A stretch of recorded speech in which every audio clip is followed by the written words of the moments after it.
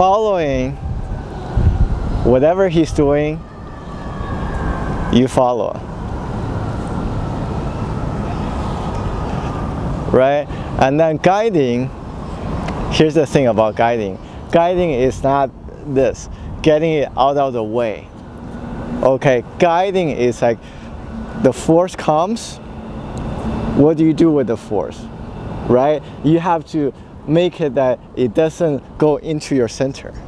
Right? So that's what, so you're guiding his force out of your center. Sometimes you want to bring his force into your center.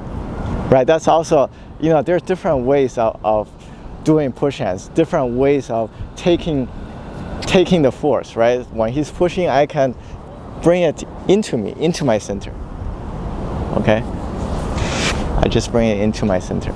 Or if I don't want his force to be in my center, then I have to guide it out of my center. So how do you guide the force out of your center? First, your center has to be round. Right, if your center is like a flat surface, force in contact with your flat surface, what can you do with that? You cannot do anything with it. Right, you can resist with a flat surface. Okay, and by making it round, so if I'm pushing on something that has a round surface like a ball, if I'm pushing on a ball, okay, with one hand, not like with two hands going from different directions, just one hand pushing on the ball. Imagine I'm a ball and he's pushing on me, okay, with one hand, right? And what would the ball do? The ball would just naturally roll, okay, so that your force does not get into the center of the ball. Your force just gets through the surface, and because the surface is rounded, the force just naturally get around the surface, so it doesn't go into the center. It doesn't mean that I cannot take his force into my center. I can. Sometimes I want to practice this aspect, but to get out of my center and go around that surface area of a ball, it means that, you know, my center has to be rounded, so that I have to turn. Right? So when he's pushing, okay, when he's pushing, I have to turn, right?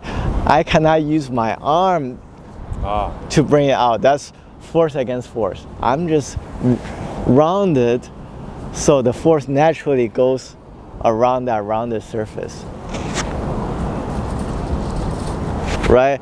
And when you're following, that's guiding his force, right? So a round shape will just naturally guide his force out of the way. I'm following.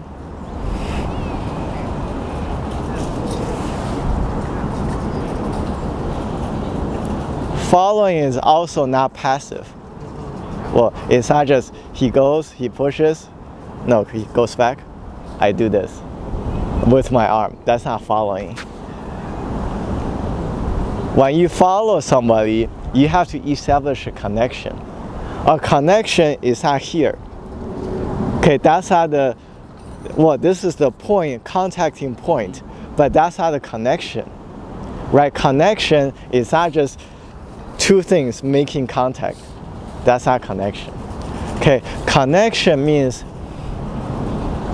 my whole body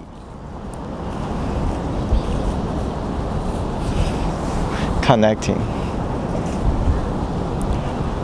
And the center of the whole body is here.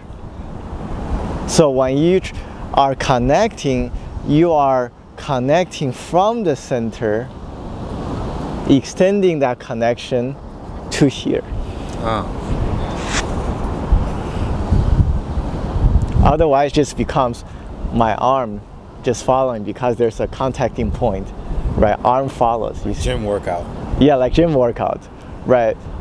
You know, building muscles here, building strength here. No, here it's relaxed. He's pulling back. How do I follow?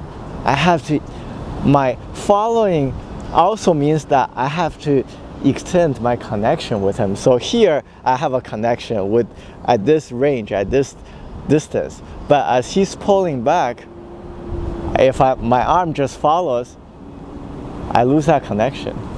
You feel that? I'm no longer connecting, right? Because connection starts from here to create that connection. So when he's pulling back to continue the connection, it means that you have to expand from the center.